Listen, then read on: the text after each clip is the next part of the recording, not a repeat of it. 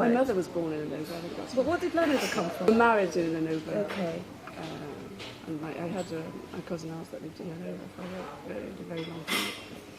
So you were family life there. What was tell me about family life in Abergavenny? Oh well, it was very nice actually. You were close family. Yes, very close family. It was a small market town, which everybody's sort of very friendly. It's grown a lot since, and it's not quite as everywhere. But and the school was. What is this? It's called King Henry VIII. King Henry VIII. King Henry VIII Grammar School. Yeah. What was the name of the place though? This is Abergavenny you're talking about, yeah. Because we always think of Abergavenny as quite a large. No, very close. Yeah. I was 8 when my brother was born, so yeah. we were very close in age. And your parents died when you were quite young? No, my mother died 5 years ago, and my father died 10 years ago. And can I ask your date of birth? Because we don't... Yes, you can. It was the third. I was born in 1955. What about? 31st of July. June. No, that's July. 7. Yeah. We've still got 6. It's 7, isn't it? Is that 7? June or July? July. July. Sorry. Yeah. So, and you did French at school? Yes, I did French at school. I did French, English, and German A levels, and then I did French and German at University College London, and which is how I met my husband, because my third year had to be spent in France. So I was sent as an English assistant to a school in Le Mans. In Le Mans. Oh. So, because there's various speculation about how you met, so, which is obviously all wrong. So you were sent to a school? Yes. A secondary school, a lycée? Or no, it was a college.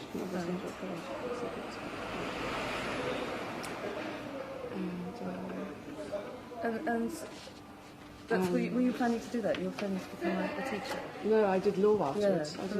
I didn't want to teach. I just those were the days when you could do something for fun before you had to do something to work. So And then, so you met. So that's when you met your husband. How did you meet? We had a common an English friend in common. Yes. We had a common English friend. Yeah, I will know what I mean later. And it was through him, in fact. He knew François. And he took me to a friend of François for dinner, who is now the mayor of one of the little villages of his constituency. Yeah. So this chap was a boyfriend at the time? No, it was a friend. It was a friend, and he took you to dinner, and François was there. Sorry, you're just calling one of my children, wondering where I am because they were. It's all right. I've had the 2-year-old on the phone this morning. Allô? Oui, Madame Bourmier.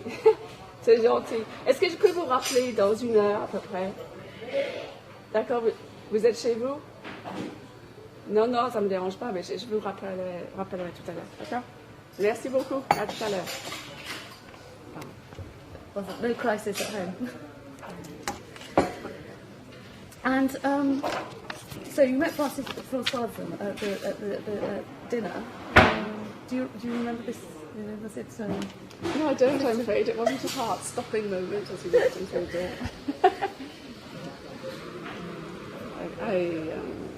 I can remember. Yeah.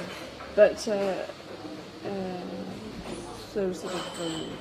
As we had the same group of friends there, and in the summer after that, the summer after my third year, I went with other people to his parents' house in the Pays Basque, because they had a house down there, and that's where we did some mountaineering and climbing.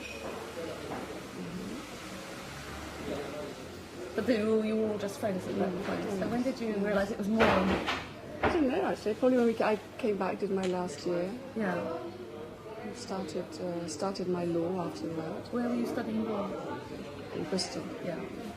And anyway, just he was on the phone then after. yes, he used to come over on the ferry, on the night train with things like that. But it was when you left France that he stood out amongst the other friends. Or was he? I mean, I'm saying yes, my probably. My husband stalked me. You know, he just kept getting in touch with me until I wore me down. Until I. Oh no, I don't think no, it's not quite as. And what was he doing at the time? Yes, he was working as an assistant parliamentary assistant. Yeah. To a man called Joël Letel, who was. Yes, I've seen that on his. So Joël Letel, at the time that I met François, just after I met François, he became Minister of Transport. And François was he was a student, he was doing his a doctorate in political science. And where was it? It was in Paris, and I can't remember which university. Yeah. And as Joël Letel was a friend of his parents, he asked if François would like to just spend a couple of years doing his parliamentary assistant job. So I said yes. And a couple of years after that, he became Minister of Defence. Yeah. So as François' thesis was on defence, he thought that was an interesting opportunity to carry on. So he went with him to the Ministry of Defence, and 6 months afterwards, a couple of months, Letel died of a heart attack very suddenly, aged 50. And so then it was, what was he going to do? So he had various propositions from business, from enterprise, but the chap who was mayor, who had become mayor of Sablé, who was the premier adjoint, because Letel was mayor of Sablé, said that he was the only one who could take over the political side of Letel. So François stood first of all as town councillor for Sablé, and then onto the Conseil Général, and it was the year that Mitterrand was elected in 1981. 80.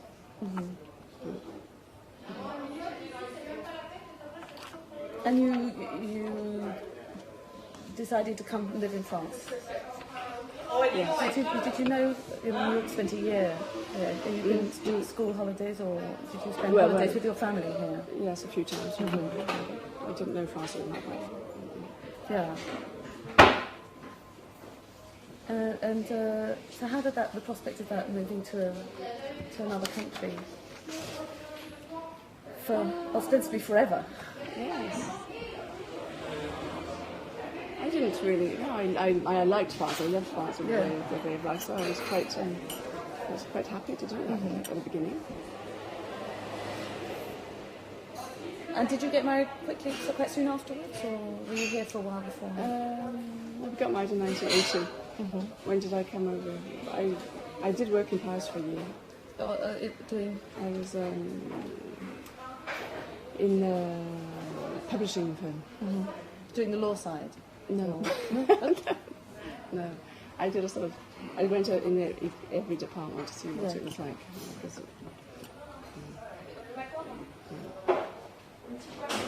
So you came over in 1980. Do you know which month in 1980? But we got married in June. Yeah. 1980.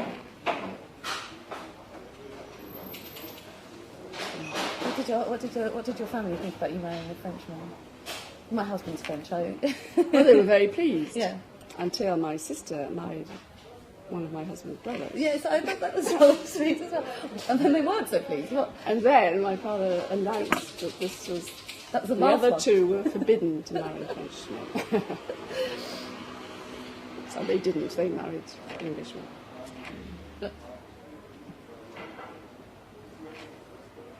And I'm joking of course.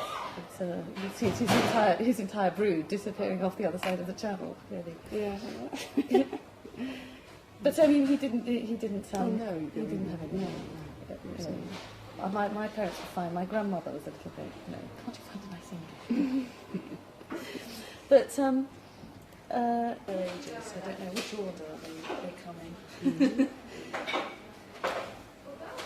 So The eldest is Marie. Marie, She's 25. yeah. Charles is 23. Antoine's 21. Edward is 17, maybe 18. And Arno is 5. Oh, lovely. And do they all live or? No, Marie's No, married. yeah. She got married last year. Charles doesn't live with us. He lives in Paris, but he lives in an attic above his sister's flat. And the other 3 of us live with us. Yeah. Well, obviously the youngest one. So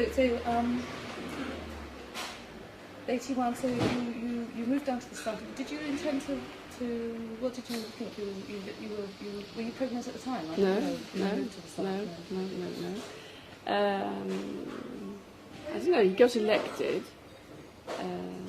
Yes, and I was expecting Marie not long after that. Mm-hmm. And I always had this sort of idea that, which I still have, that a politician should have some sort of local roots. Mm-hmm.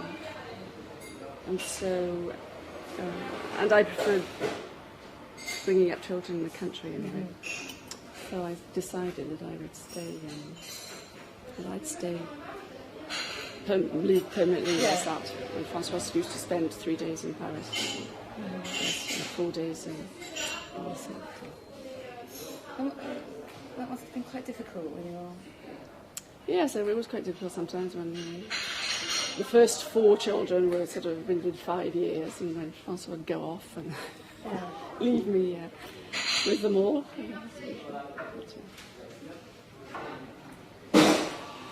Yeah, that's quite a big brood. But you were there on your own in your country house with all these children. Yes. And your horses. At that time, I didn't have them. Yes, I thought the children were enough. And so you stayed at home. You back with Falls to Paris. Did you adapt easily to living in France? Life in France? Yeah. You didn't find it any cultural difference? No. I got. I think that was probably helped by being, well, I don't know. I mean, in Paris, it's quite easy to sort of adapt because there are so many foreign people. But Sub is a very friendly town. Mm-hmm.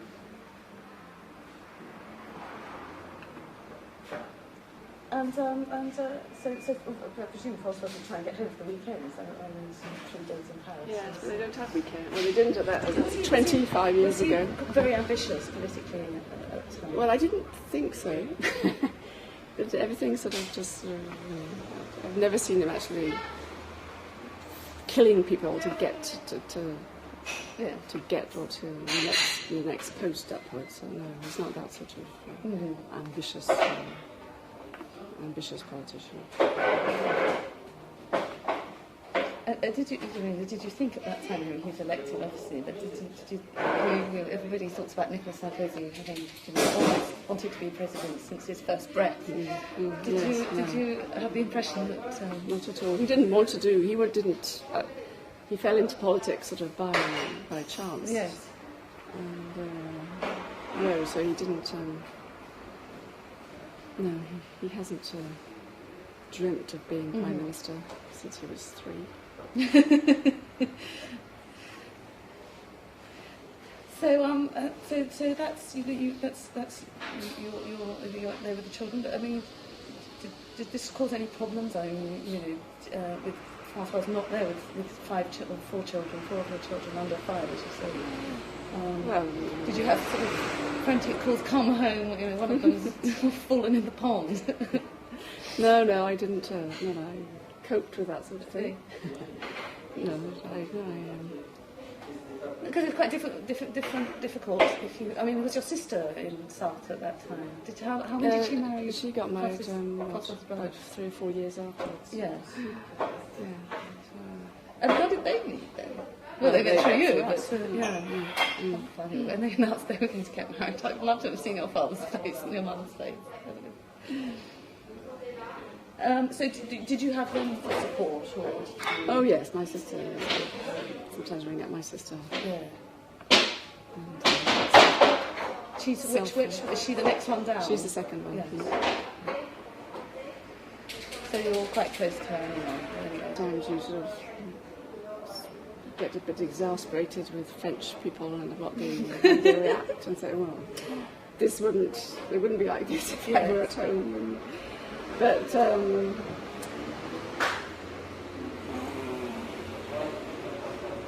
at the time, I didn't feel particular homesick.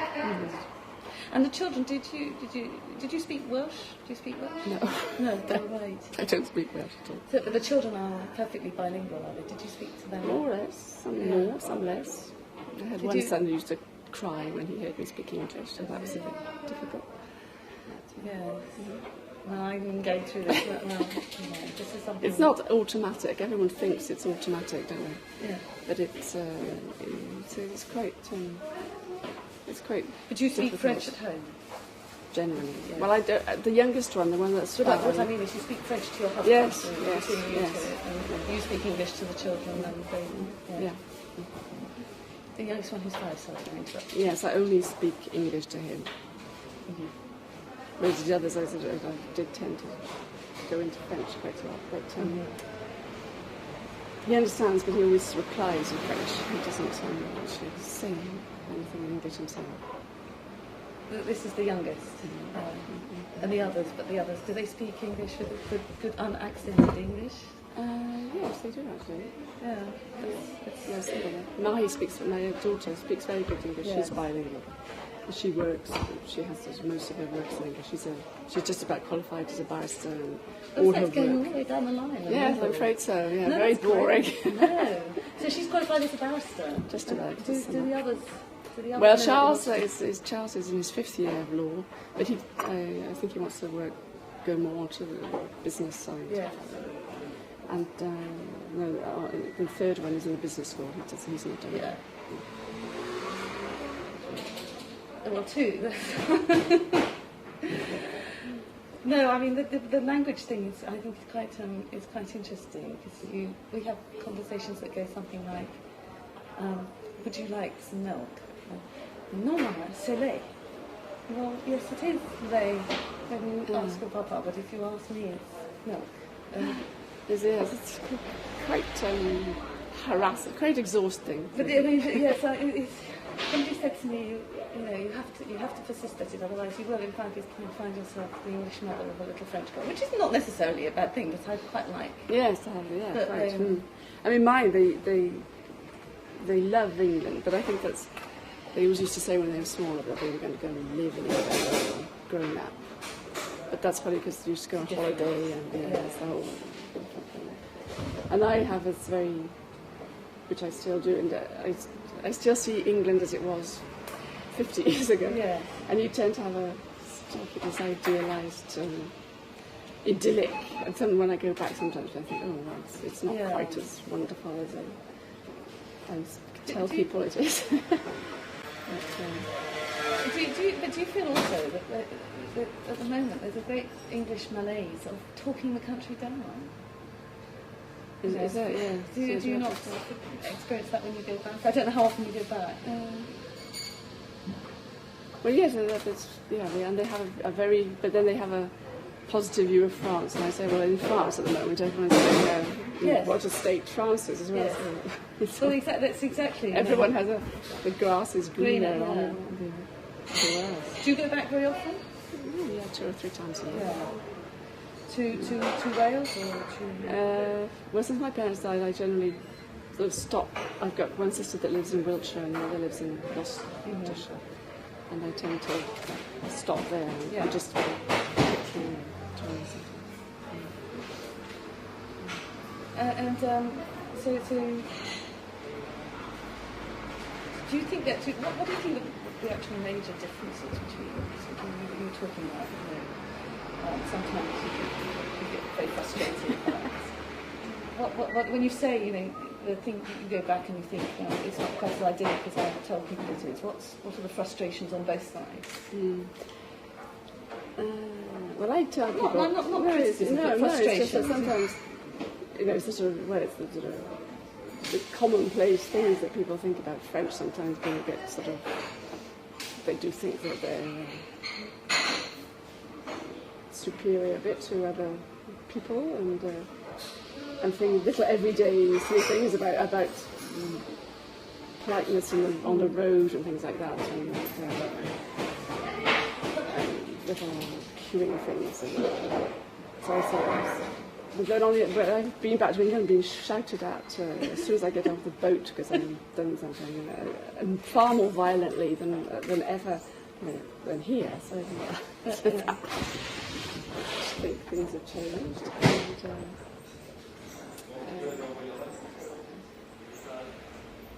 And, on the other hand, people say that the British are cold and unfriendly sometimes. I think that's sometimes the other way around. The French aren't particularly warm and welcoming to begin with. They often don't like getting too involved with people. Did you feel when you were in your in the South? Did you sometimes feel a bit isolated because you were there, foreign, or did you have a good?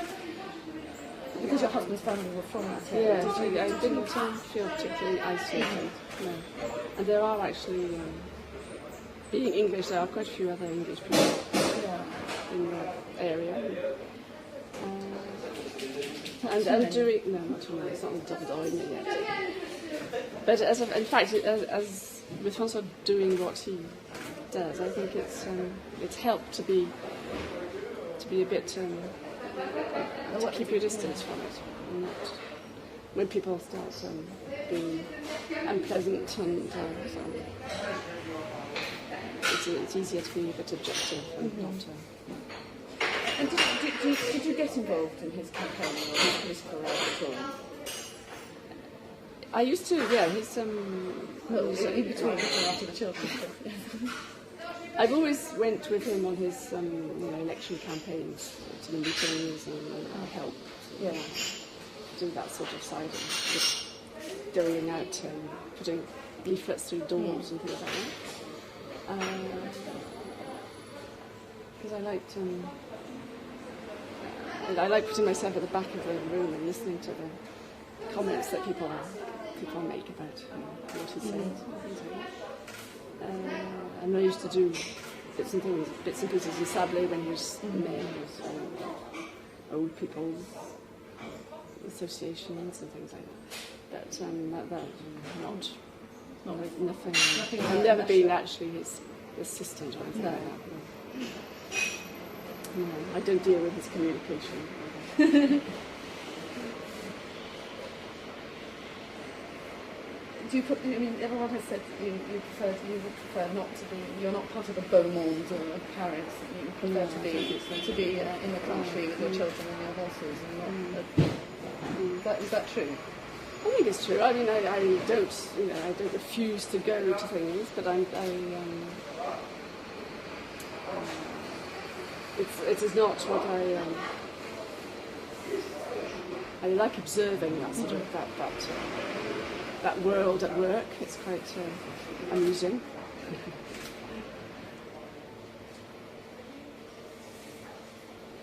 But you're not a party animal, a Paris party animal. No, I'm afraid not. No, I'm not afraid. So you have, how many horses do you have? Well, now I've just got 5, which are old, 4 of which are old and retired, and one of which is one that I've read. No, I did, but I don't anymore. And I started sort of breeding a little bit, but that was until I came to live in Paris 5 years ago. Permanently, it's not possible. So you've been living in Paris 5 years. Oh really? So you just spend weekends?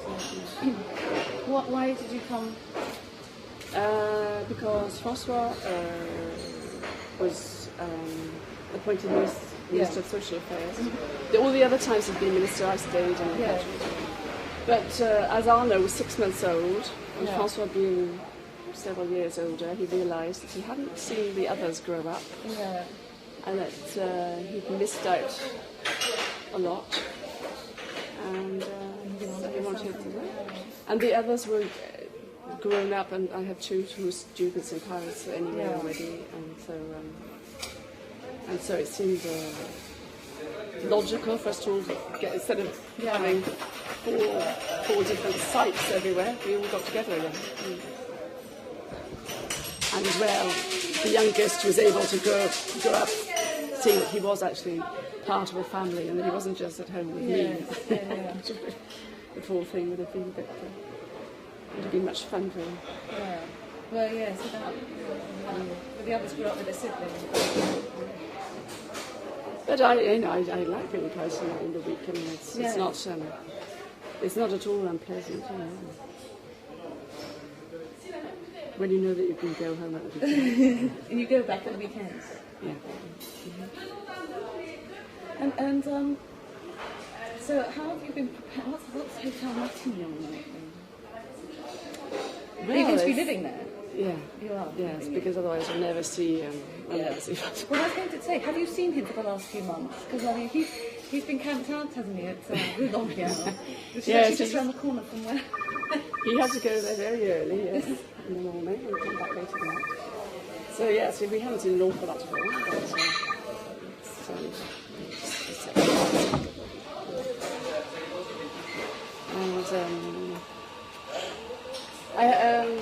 and the Matignon itself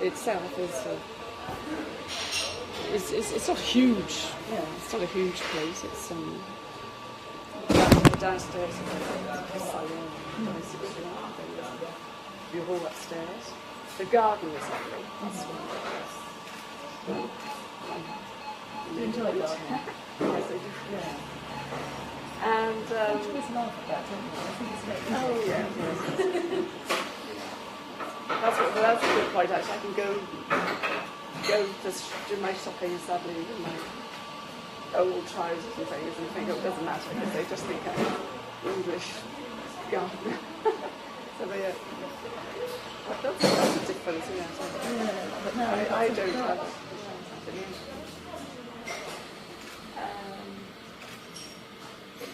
The actual living quarters are very simple. But there's quite a lot of suddenly a lot of questions suddenly coming from. I mean, everybody else spoke to you, and that's a huge number of people, the embassy,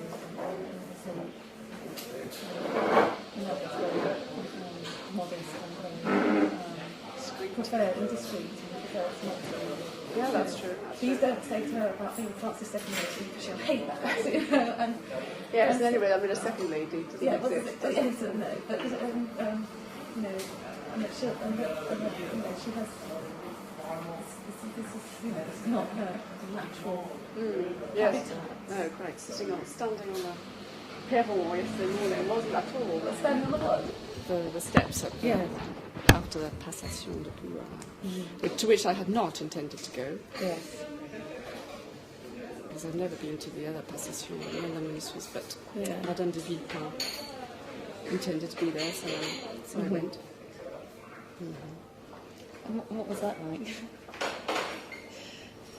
Well, my husband and Monsieur de Villepin had their little entretien, and Madame de Villepin showed me the Showed you the kitchen. showed me the living room. quarters. But how do you think you're going to, how are you going to deal with this? Because as you say, it's not your natural milieu. It's not. No, but I don't think there's no sort of role as such to play. And once this week has gone, everything will die down. And I think I'll be able to just carry on as before. Do you get recognised in the street? Not here, no.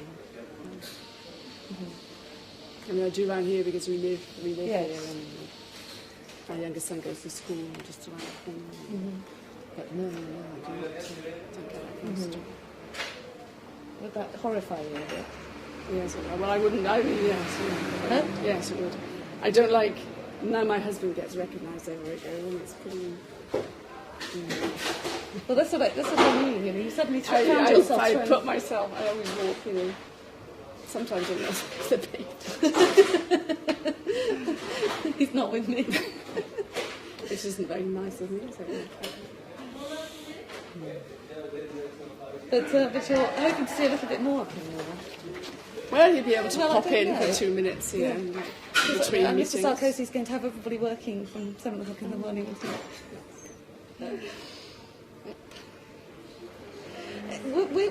When did it first come up that he might, really have a serious chance of being Prime Minister? Did you talk about it, or have you always let him? No. There was talk of it. Last time, Villepin was nominated when François had just put through his reform for the school. But I think Raffarin wouldn't have wanted that, and François never had an easy relationship with Jacques Chirac. I think that it would have been a good job he wasn't appointed there, because that would have been a total disaster. Yeah. I don't know. But you didn't discuss it. You let him get on with it. No. I mean, I said, for goodness sake, don't become Prime Minister. No, I didn't say that. No, I wouldn't. I wouldn't go as far as putting my foot down and giving ultimatums. No, but you. I mean, just not. Do you take it as read that as his wife, I'm not talking about being a little woman, but he's made a political career, and that you have to kind of go with the flow. Yes, I go with flow. So it doesn't. But then I don't. It doesn't. Even as I've always managed to lead my own life alongside. And do you remember Mrs. Was it? Do you someone said to me, Penelope's very Welsh and very proud of being Welsh. Do you promote Wales in small ways? Do you remember Mrs. J? What was her name? What's her first name? J. The former ambassador. Yes, Sylvia.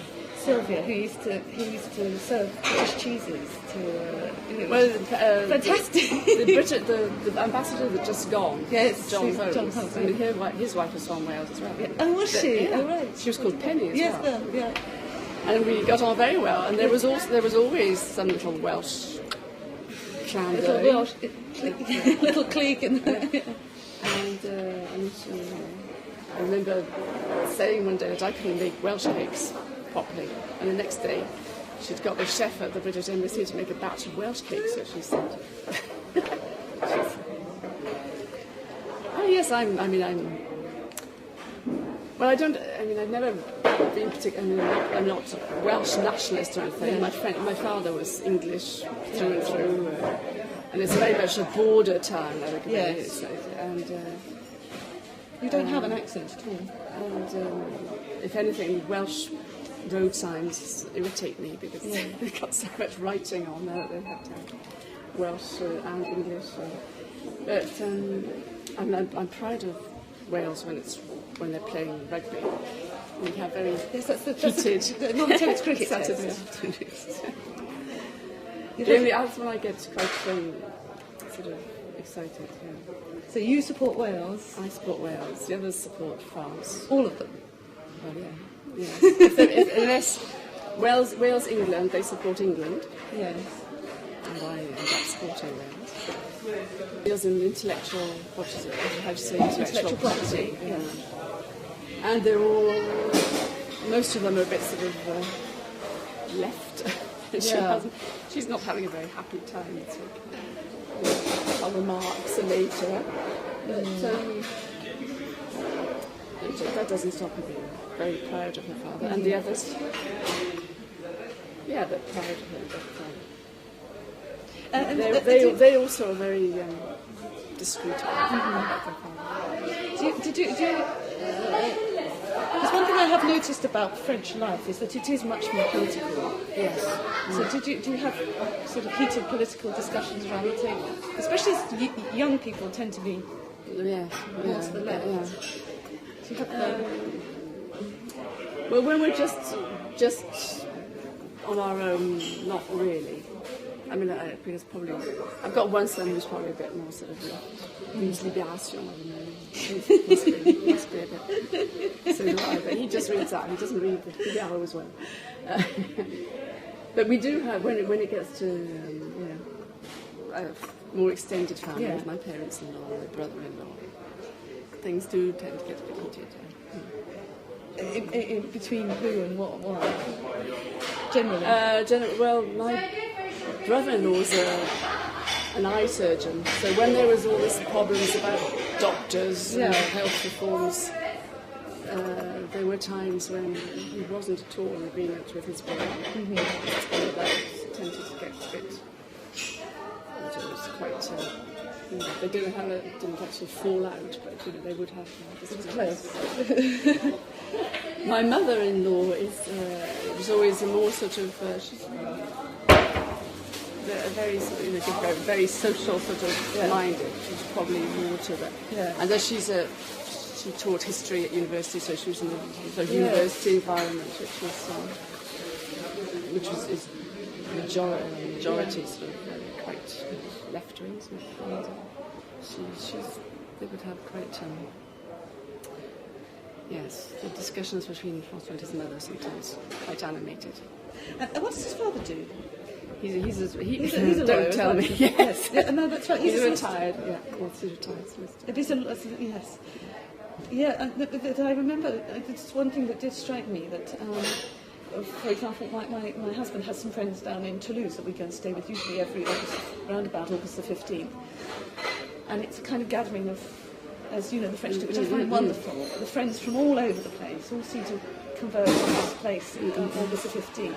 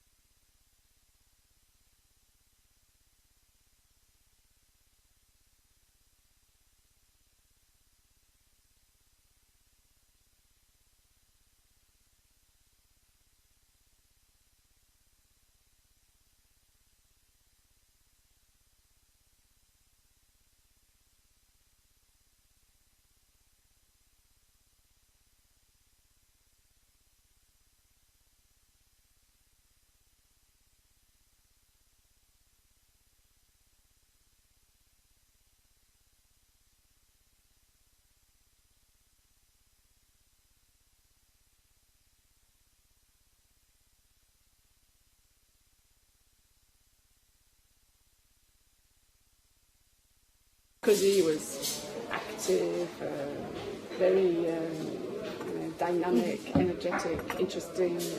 So I presume my husband is inactive and interesting. I've seen him jogging with Mr. Sarkozy, or photos of it. Yes, he's a good jogger. He even jogs faster than something. But don't put that on. Cross. No, they have. I mean, Sarko, as you said, he was born wanting to be president, so he's got this sort of drive, which is visible. You know, I mean, he doesn't hide anything. Everything is, which is. What's a lot of coffee? I wouldn't mind a hot stone, actually, is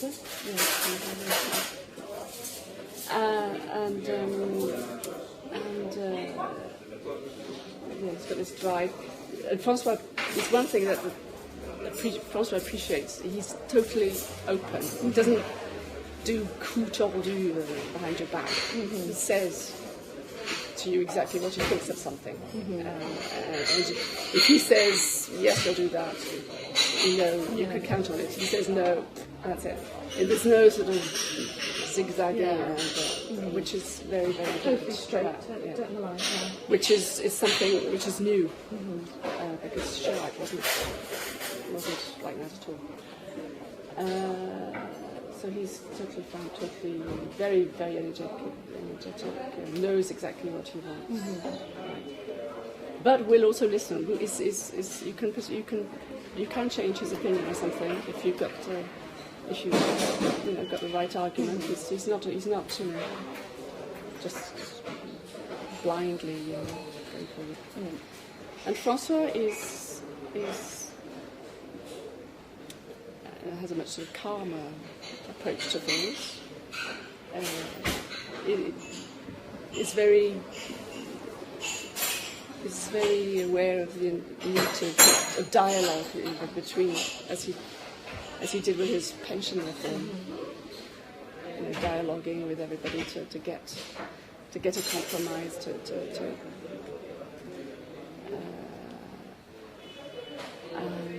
but I think he's also just as determined as Sarkozy is. He's very, as I said before, he's not unlike most politicians, whether they're French or British. He's not a killer. He won't. I think he's kept a sort of decency about him, which I think is a good thing, which might not be sort of ambition-wise, it's perhaps a handicap, but I think human-wise, I think it's important. Hasn't done him any harm. No, quite. So he's got that part. Do you know? Merci, Bernadette and the other wives. I met Mme Chirac a few times. I can't say that I know her. No, I've met Cecilia Sarkozy a few times. But as we said before, I'm the country peasant. Cecilia is Paris. Very different. We're probably just as different women as her husbands are different.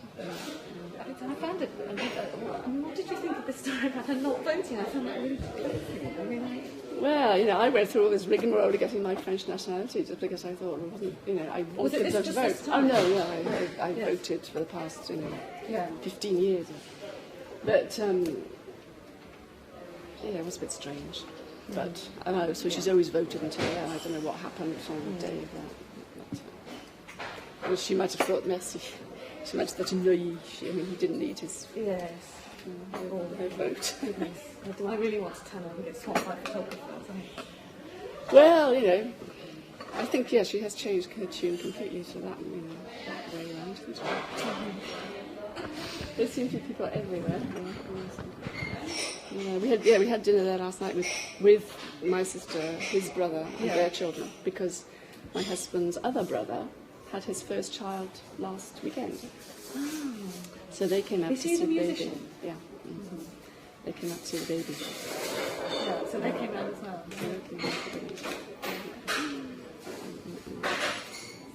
good, isn't it?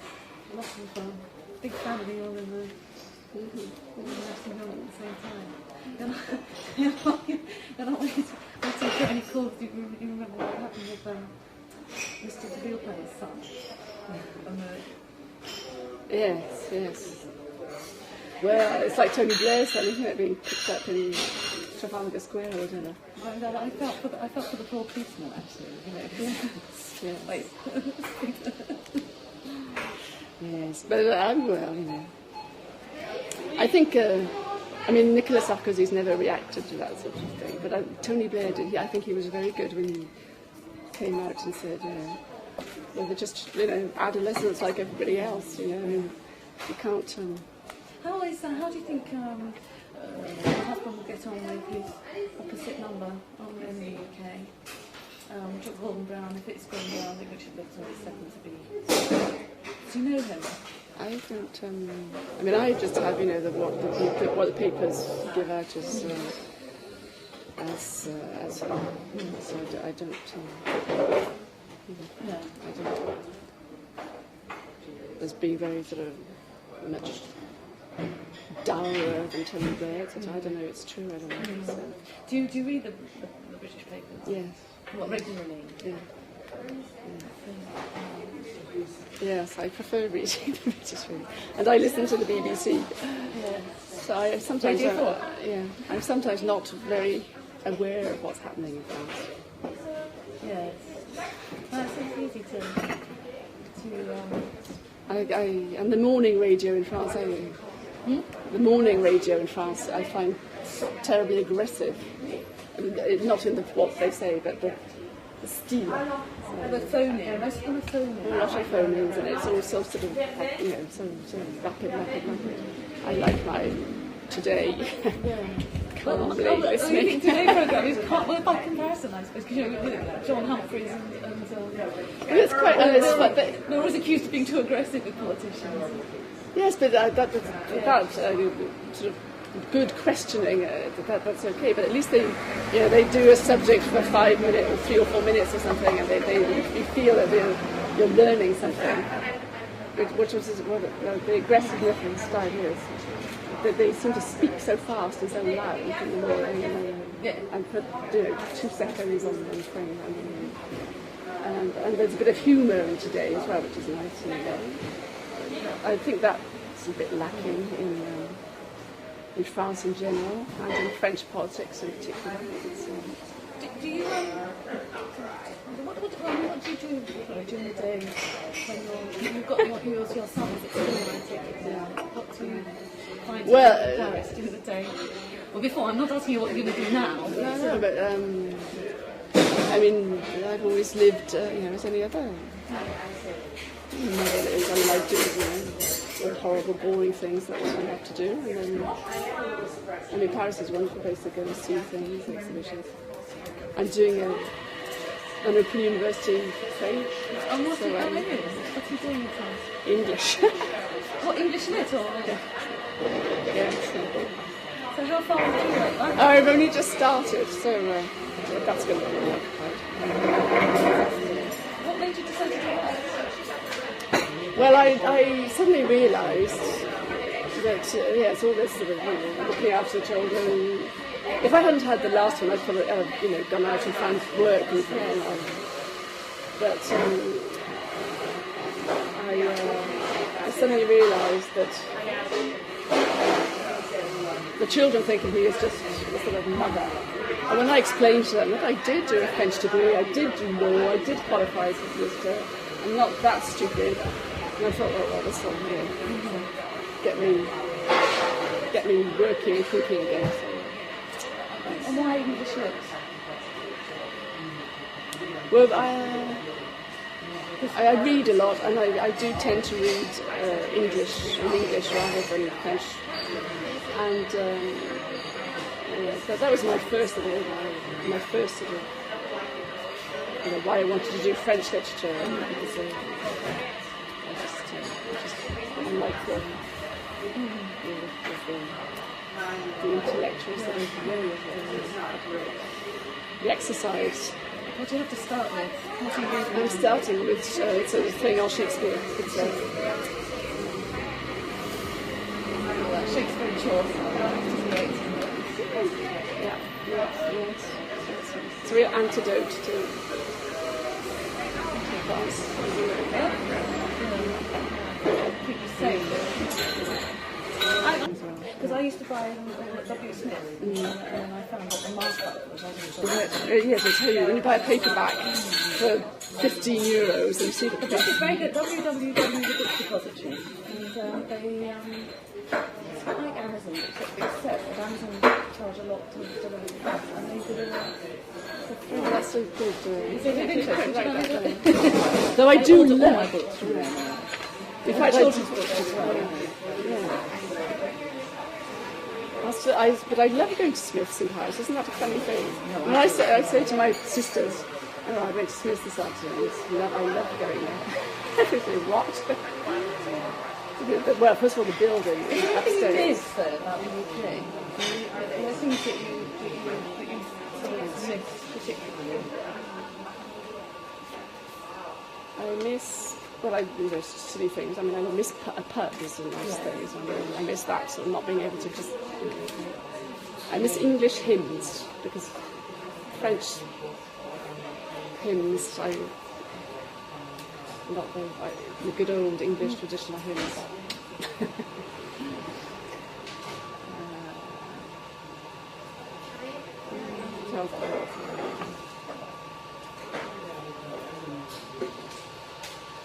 I miss sort of English coziness, not sort of cosy armchairs and things, but sort of way of just a way of being. Not all English people, but I don't know. I can't really describe it. But you don't have the same. French people don't have a bit more sort of brittler. Clear cut.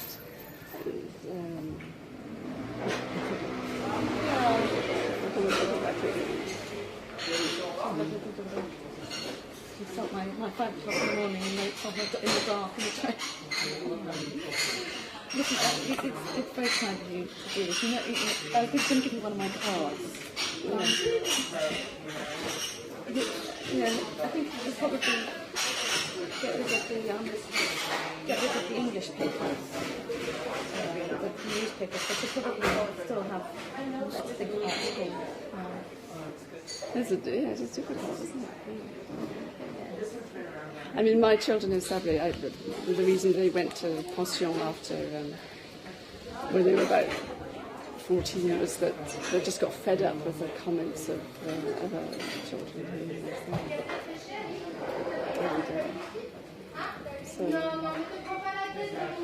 So do you think you'll be able to retain your yes. your objectivity? I think so. Yeah. I think it depends a lot on each. Another Marie-Laure de Villepin. You never saw her really. Anne-Marie Raffarin. She was quite. It isn't the same. It isn't the same role as a shadow girl. No. And all the focus will be on. Yes, as well as first the fact that she is the first lady, and the added sort of spice of the and very all the children. Yes. Yes, it was like Cannes, wasn't it, when they came up the red carpet? Very photogenic, all of them, aren't they? Well, mine are. My children are very photogenic. I saw the first Prima. I know, they were furious. That was 5 years. That was more than 5 years ago. Well, the partner Prime match, I say, when Anna was a baby. Yeah, that was 5 years ago. So they have changed quite a lot since then.